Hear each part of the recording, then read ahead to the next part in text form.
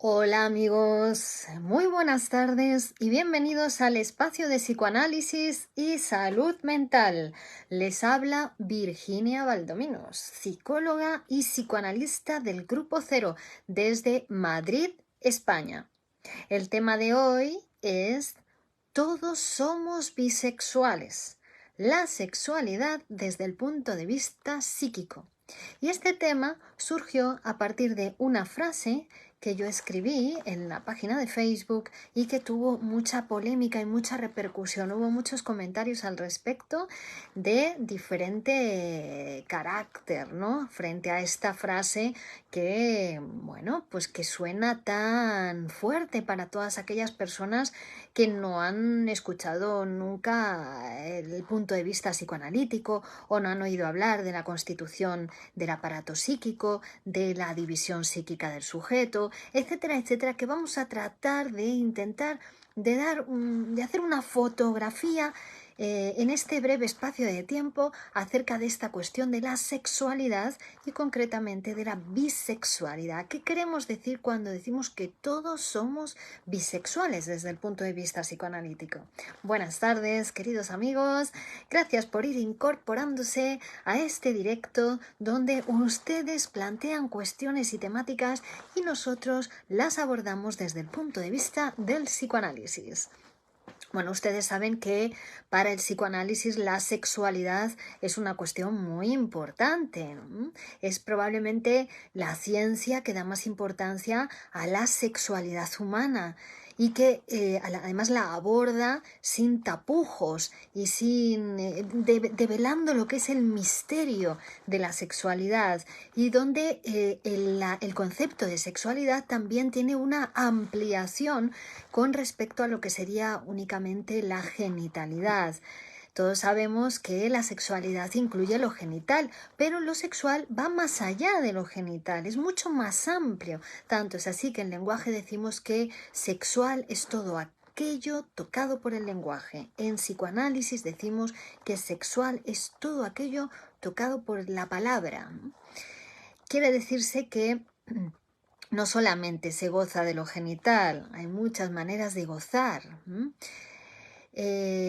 Tanto es así también que el encuentro sexual propiamente dicho no existe, sino que va a ser todo esa relación que cada uno tenga con el lenguaje, su posición psíquica, su posición con respecto a su ser hablante y a su ser deseante, va a ser lo que va a determinar su posibilidad de goce, puesto que el aparato del goce en los seres humanos es el lenguaje. Dicho todo esto, todo este preámbulo, cuando decimos todos somos bisexuales, bueno, si vamos a Freud directamente, hay un texto donde él dice que es el análisis de Woodrow Wilson, del presidente de los Estados Unidos, un estudio psicológico, dice, porque no lo psicoanalizó directamente, sino que fue a través de un estudio de sus de mucha información que tenía uno de sus allegados, uno de sus trabajadores, ¿no? Y trabajaron con esa información, además de recortes de periódico, además de entrevistas, etcétera, etcétera. Bueno, y se hizo un análisis psicológico del presidente de los Estados Unidos, muy interesante, les recomiendo que lo lean, pero en lo que es la introducción o el preámbulo a este análisis, Freud va a hacer una breve resumen de la teoría psicoanalítica y ahí es donde va a decir de una manera muy sintética: todos somos bisexuales y negarlo es como negar que tenemos dos ojos, ¿no? O que, ¿no? que el agua se compone de H2O. Es una cuestión psíquica, ¿no? ¿En qué sentido lo decimos? En el sentido de que en el aparato psíquico, en todo ser humano, se van a tener que constituir ambas sexualidades. Y digo ambas porque ahora vamos a ampliar todo esto, ¿no? Ambas sexualidades en el sentido de que vamos a tener que construirnos como masculinos y como femeninos. Una posición masculina y una posición femenina. Tanto el niño como la niña, en los primeros tiempos de su desarrollo, son lo que se llama masculinos, ¿no? Al principio, incluso en la etapa fálica, los niños no diferencian todavía entre niños o niñas, entre masculino y femenino, sino que hablan de masculino y masculino castrado. Fíjense, ¿no? Ellos se fijan en quién tiene la cosita de hacer pipí y ven que unos tienen y otros no tienen. Entonces dice, este es masculino y este es masculino castrado. Lo femenino va a venir mucho más atrás, ¿no? Va a venir con la metamorfosis de la pubertad. Va a ser cuando uno se constituya como mujer. Y esto le va a pasar tanto al hombre como a la mujer. Ambos tienen posibilidades de constituirse como masculinos, es decir, como identificados con el que tiene el falo, con el que está completo, y ambos van a tener posibilidades de constituirse como lo femenino. Lo femenino es el que representa la falta, el que no tiene, la no toda. Eso es lo femenino. Por tanto, la posición femenina va a ser una posición indispensable para cualquiera en la vida, puesto que, obviamente, la falta va a ser constitutiva del aparato psíquico. La falta es necesaria para que la máquina deseante desee. Si no hubiera falta, no seríamos deseantes. Si no hubiera falta, no seríamos hablantes. Si no hubiera falta, no seríamos sujetos sociales. Entonces, la falta va a ser constitutiva del aparato y va a ser necesaria. Es necesaria, es una falta que es necesaria que esté presente para que el aparato psíquico funcione correctamente. Esto quiere decir, por tanto, que la posición femenina se tiene que constituir en un aparato psíquico sano y saludable. Esto quiere decir también que se ha producido la castración. Si se construye la posición femenina, es que ha acontecido la castración del sujeto. O mejor dicho, la castración de la madre fálica o la castración del lenguaje ha sido capaz de separar también lo que es la sexualidad de la anatomía. A todo aquel que piensa que la sexualidad tiene que ver con el sexo anatómico, bueno, pues obviamente está confundido en ese sentido, ¿no? Porque tiene más que ver con la posición que cada uno tiene en frente al lenguaje, ¿no? Frente a esa posición de completo o incompleto, ¿no? Y además estas posiciones deben ser cambiantes. Uno tiene que poder posicionarse de manera masculina o de manera femenina. Y son posiciones que cambian en el día incluso, ¿no? Y la problemática aparecería cuando uno se queda en una sola posición y no es capaz de cambiar de posición. Una mujer que siempre es mujer y que cree que es mujer, bueno, pues ahí hay un problema. O un hombre que es permanentemente un hombre y no puede salir de la posición hombre, ¿no? Que no puede, por ejemplo, asumir una orden impuesta por su jefe porque eso le produce rivalidad, ¿no? Le produce le toca el complejo paterno y no puede y discute con los jefes, ¿no? Porque no puede adoptar una posición femenina frente a la ley, frente al jefe, frente al padre. O toda aquella mujer que no pueda dejar de ser mujer, que no pueda adoptar una posición masculina, de cara al trabajo, de cara a la educación de los hijos, o ¿no? Muchas veces me dicen, ay, pero hay mujeres que han tenido los hijos sola o que no tienen padres de sus hijos o son madres solteras.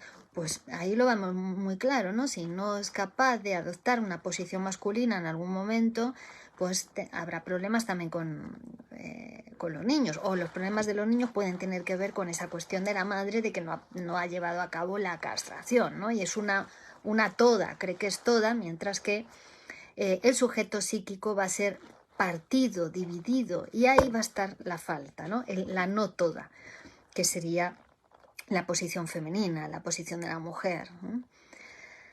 Pero no solamente eso, también podemos hablar, cuando en psicoanálisis hablamos de heterosexualidad u homosexualidad, no se corresponde exactamente con lo que es la elección de objeto sexual manifiesta, que uno elija a alguien de su mismo sexo o a alguien del sexo contrario. No tiene que ver con el objeto, tiene que ver con el sujeto.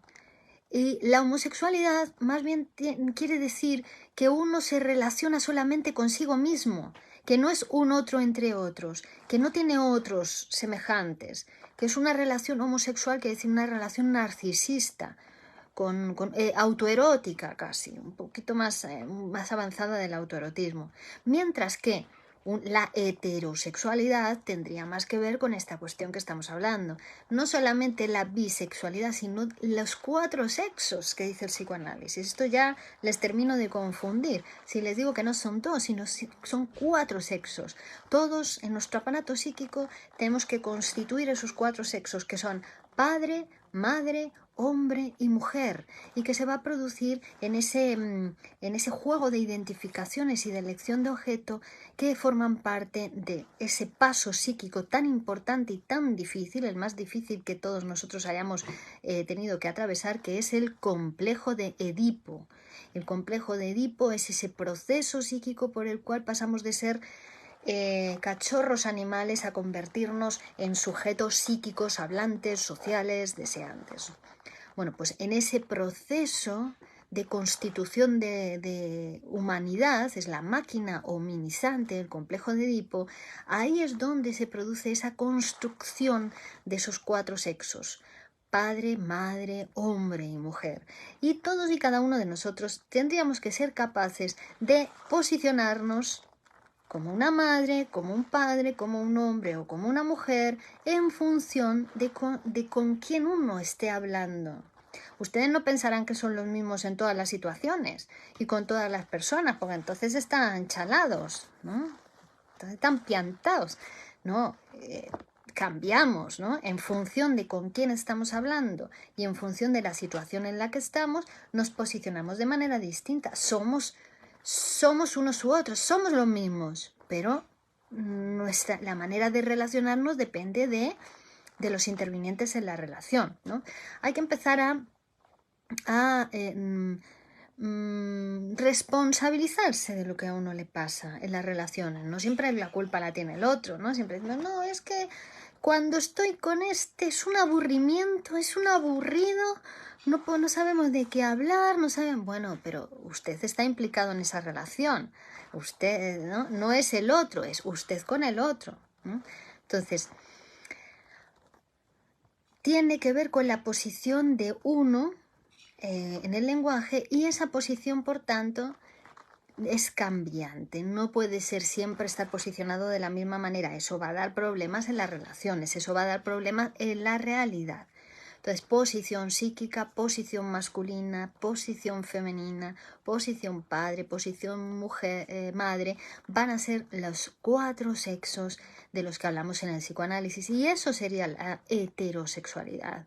La heterosexualidad sería aceptar la castración, haber pasado por ese proceso, de esa operación, porque es una operación, es como una operación matemática en realidad, ¿no? Estamos hablando desde un punto de vista científico, y la operación de castración es una operación como la de la suma o la resta o la división en este caso más bien es la división del sujeto, la partición del sujeto. El sujeto se divide, se parte, y eso le da esa posibilidad de castrar el lenguaje, de vaciar el lenguaje de sentido y también de acceder al pensamiento simbólico, ¿no?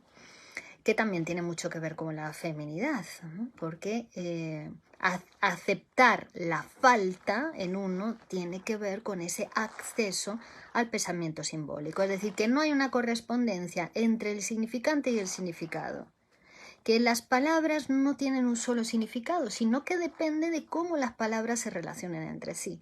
Igual que las personas no somos las mismas en función de la situación o de con quién nos estamos relacionando, las palabras tampoco van a ser las mismas. Una misma palabra va a cambiar, va a tener un significado u otro en función de con qué otras palabras se relacione.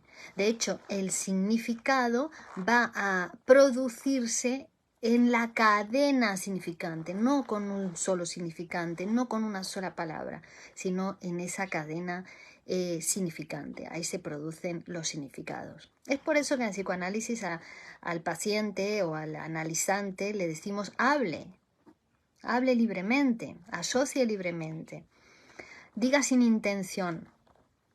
aunque le parezcan necedades, porque lo que nos interesa es ver cómo se va construyendo los significados para ese...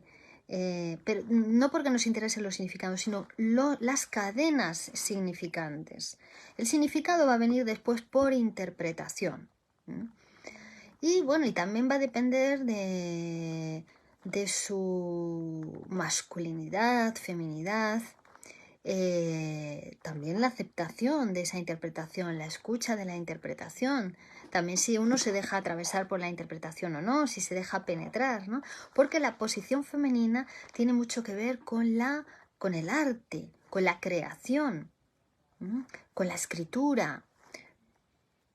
Había un escritor, un poeta que le pregunta a Freud, no podía dejarse, no podía escribir, ¿no? Bueno, Freud trae este ejemplo, pero se refiere a otros dos poetas, ¿no? Uno de ellos no podía escribir y le pregunta al otro, ¿cuál es el secreto? ¿Cuál es la clave? Y entonces el otro dice, usted cierra muy rápidamente las puertas de la razón. Entonces tiene que abrir las puertas, tiene que dejar entrar primero esa lectura para poder después escribir. Bueno, pues eso se da en posición femenina. Cualquier obra de arte es en posición femenina, mientras que hay otras actividades más enérgicas o más donde hay que dar órdenes, donde hay que dirigir al otro, donde hay que imponer, que serían más masculinas, más activas. O la posición padre va a tener mucho más que ver con representar a la ley en una situación, en un contexto, en la posición en el lenguaje, ¿no? Ponerse en el lugar de la ley. Ese va a ser el padre, que siempre va a ser necesario, ¿no? Mientras que la madre va a tener mucho más que ver con el cuidado, con la posición imposible, ¿no? Ponerse en la posición madre, la que te lo puede dar todo, ¿no? Bueno, que viene a ser esa madre fálica, ¿no? Esa que todo lo podía, esa que le atribuíamos que todo lo podía, que tenía un poder absoluto y que podía saciar todas nuestras demandas y satisfacer todas nuestras necesidades, ¿no? Entonces, dicho esto, también decir que toda demanda es demanda de amor. O sea, que tengan cuidado también cuando les demandan no querer dar respuesta a todo, porque el amor pide y por mucho que le des, no deja de pedir. Es como los niños, son insaciables, ¿no? Bueno, vamos a leer por aquí los comentarios que tienen. Hola, Carlos Latorre, saluda desde Barcelona. Hola a todos, buenas tardes. Comparto el vídeo, muy bien. Sol y Joaquín, buenas tardes, un gusto escucharla de nuevo. Bueno, hola a todos, estáis presentes. Bueno, aparte, también con respecto a la bisexualidad, decir que tenemos todos la capacidad de amar, de elegir amorosamente un objeto del mismo sexo y del sexo contrario, que con eso no hacemos nada más que reproducir o repetir lo que hicimos con las primeras elecciones de objeto infantiles, ¿no? Tanto para la mujer como para el hombre, tanto para el niño como la niña, su primer objeto amoroso fue la madre. En el caso de la mujer eso era una elección de objeto homosexual, en el caso del niño era una elección de objeto heterosexual. El niño lo va a tener más fácil en ese paso de la madre a otra mujer, porque va a seguir siendo una elección de objeto heterosexual, pasa de la madre a otra mujer. La niña va a tener que dar un paso más, va a tener que pasar de elección de objeto homosexual, la madre, a elegir un objeto de diferente sexo, el padre. Para eso va a tener que identificarse con la madre primero, para elegir al padre y luego pasar de la elección del padre a elección de otro hombre, porque el padre queda prohibido. Esos primeros objetos de amor que van a llevar a elecciones de objeto homosexuales y heterosexuales en función de si se trata de la niña o del niño, después van a quedar interdictos, o sea, con la madre no se puede y con el padre no se puede. Entonces el niño va a tener que hacer, o la niña, ese recorrido del complejo de Edipo, que va a ser igual para los dos, que el complejo de Electra no existe. Eso es un error. Desde el punto de vista teórico, solo hay complejo de Edipo para ambos. Y van a tener que pasar en ese proceso de la elección de objeto, también entonces por un proceso de identificación con el objeto que va a ser necesario para esa constitución. Ahí es verdaderamente donde se produce la constitución de los sexos en uno. Cuando se identifica con la madre, se constituye la madre en uno, ¿no? Cuando se identifica con el padre, se constituye el padre en uno. Cuando elige como objeto de amor a la madre, se constituye la masculinidad. Cuando elige como objeto de amor al padre, la feminidad.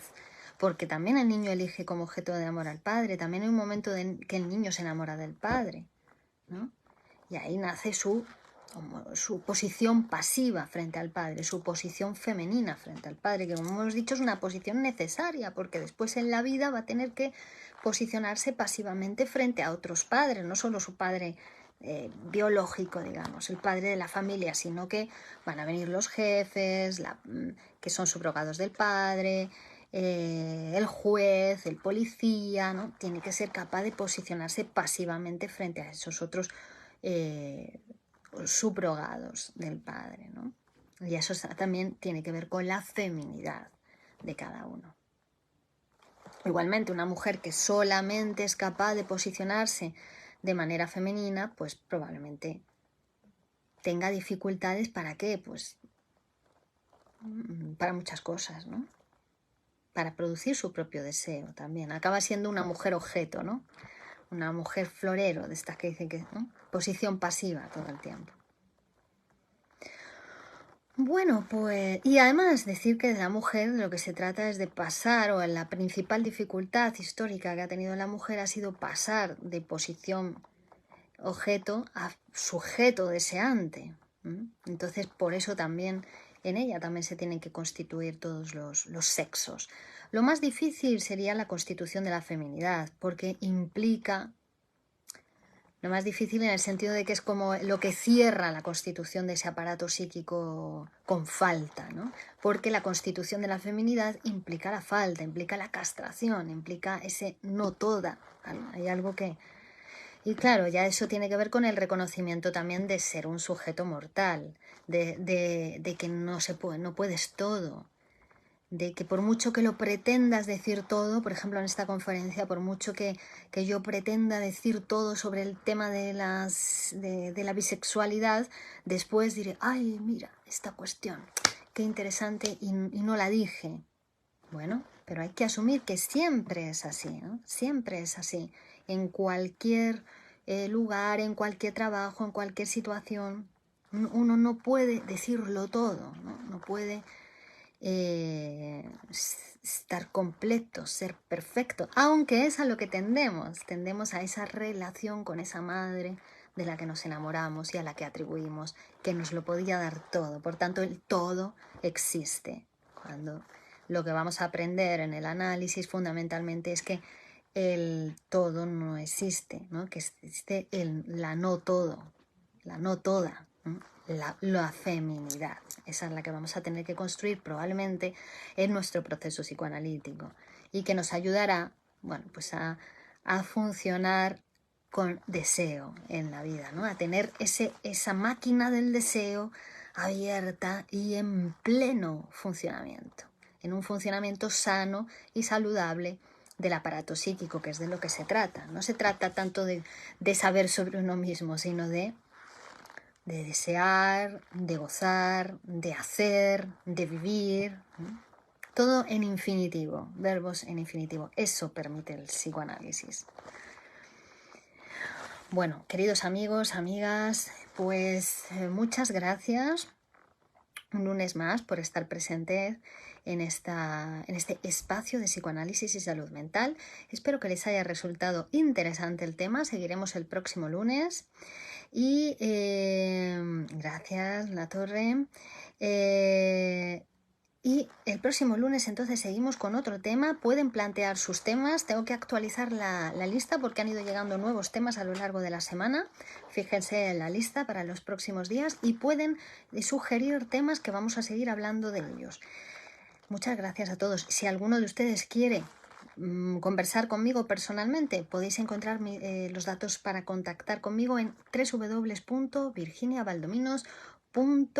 Y también os voy a dejar en la descripción del vídeo un link para Google para que podáis valorar mi trabajo positivamente, claro está, y podamos ayudar a otras personas a llegar a la consulta de psicoanálisis, a llegar a un tratamiento eficaz para poner su deseo en marcha. Muchas gracias a todos, queridos amigos. Un saludo y continuamos. Y el jueves nos vemos en la conferencia. Chao, chao. Buenas noches.